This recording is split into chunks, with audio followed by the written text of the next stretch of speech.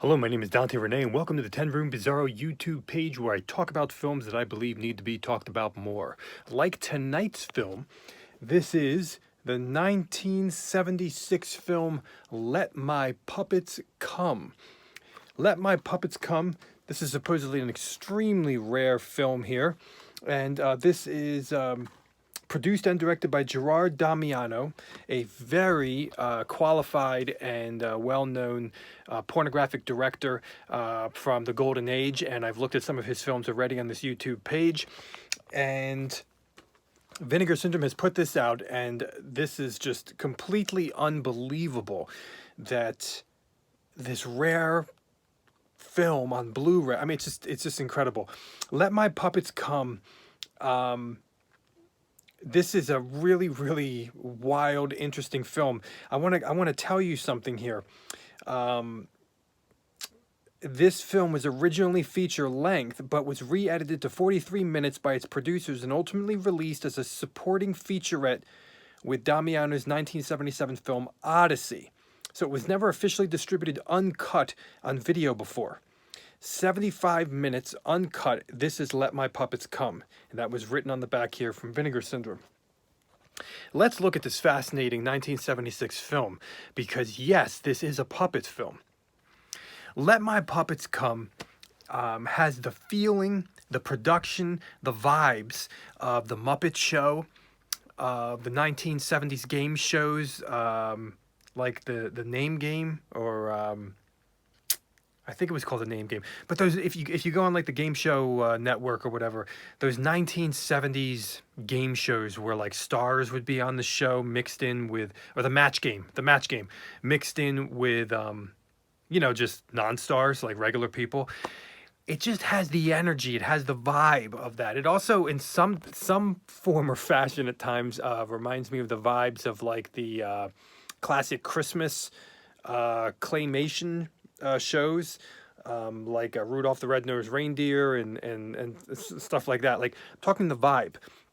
Now, these are puppets, and really, really cool puppets, like the Muppets in many ways. Sometimes they're done without,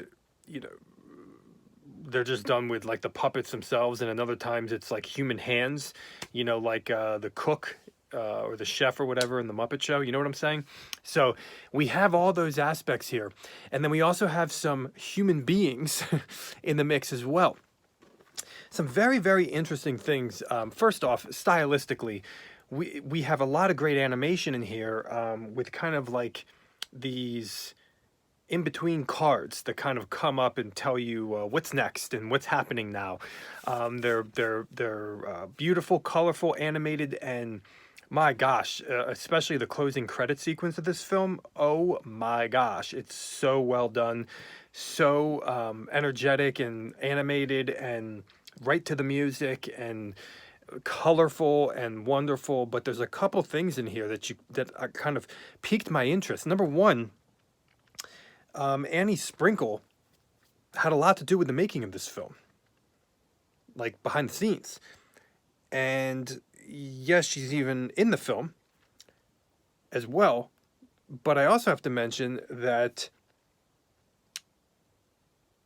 we have Alan Servesti. I'm blanking on his last name. He worked on like the score for the film. Wait a second.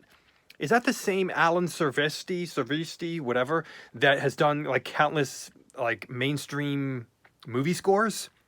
I think predominantly horror or some horror. Let me know. Look it up. It was in the closing credits. The opening credits of the film are equally as stylistically fun and exciting, with just wild names to the characters in this film, working off of kind of real people and then sexified, with the words clitoris and anything with genitals or and it's so great too. You have this 70s porno vibe to the dialogue of the film, where you have words like faggot and cunt and of course pussy, and it's just madness. Now within the film itself,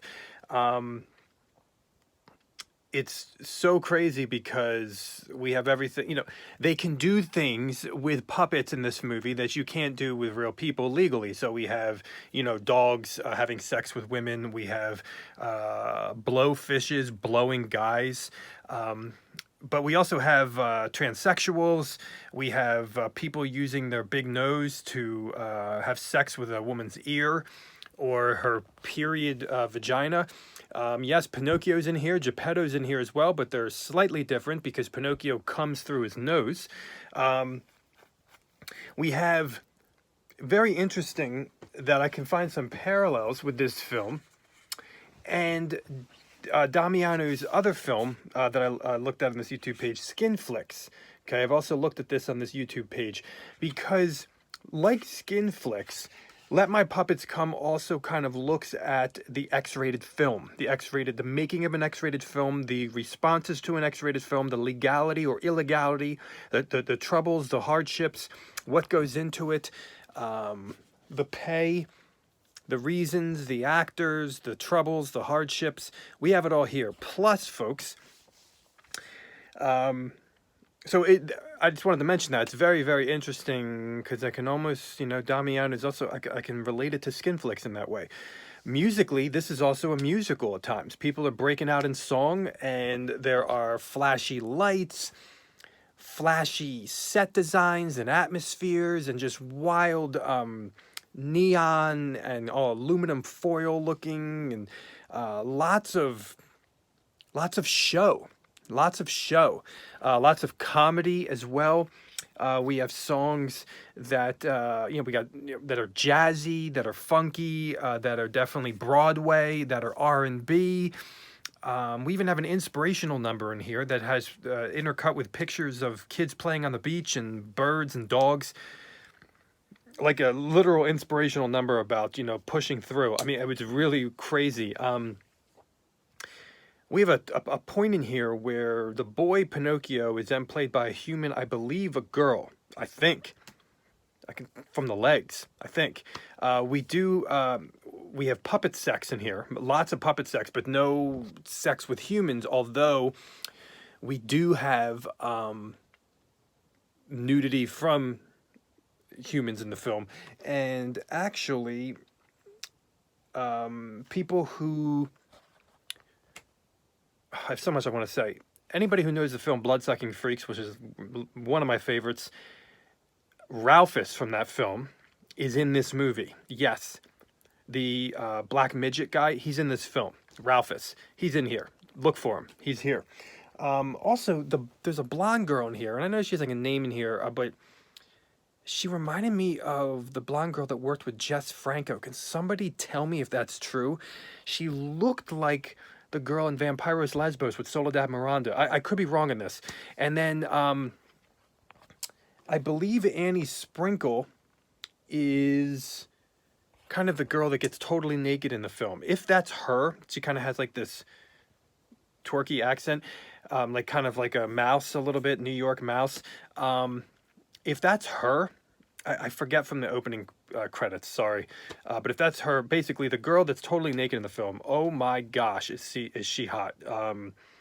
If you love butts, if you love thighs, if you love breasts, if you love stomachs, legs, everything, just her whole body is just, oh my gosh, sexually attractive, yes. And you get to see a little bit of her butthole, a little bit of her vagina, through her butt cheeks, and it's wild stuff. There's crazy fetishes in the film that are played for laughs as well, but everything is kind of putting the mirror not only to X-rated filmmakers, but the mirror to the viewers of X-rated films.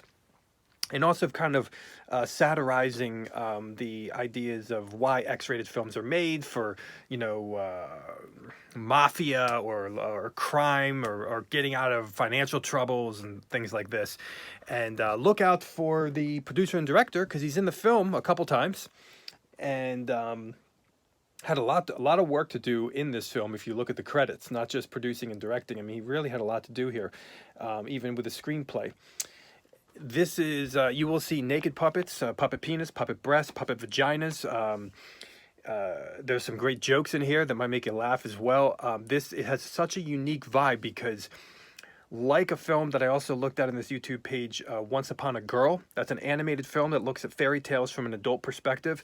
This film has the gleam or the gloss of the atmosphere of kind of, like I said, an innocent 70s, slightly innocent, those 70s game shows, and The Muppet Show and all that kind of stuff, but it's in an X-rated world. And so this is so unique. It's so weird. It's so bizarre at times. Sometimes the music is really bizarre. There's so many beautiful colors on the screen, from the puppets to the animation to just the sets. There's a weird panties on the head grape fetish. I mean, there's this crazy stuff. You get to see a puppet slap a human girl's ass. I mean, there's some hilarious, funny stuff in here, and at the same time, it turns in on itself with the making of X-rated films, as I mentioned, and sometimes it has some serious, slightly serious concepts in there, whereas Skin Flicks had them serious throughout the whole film, you know, pretty much.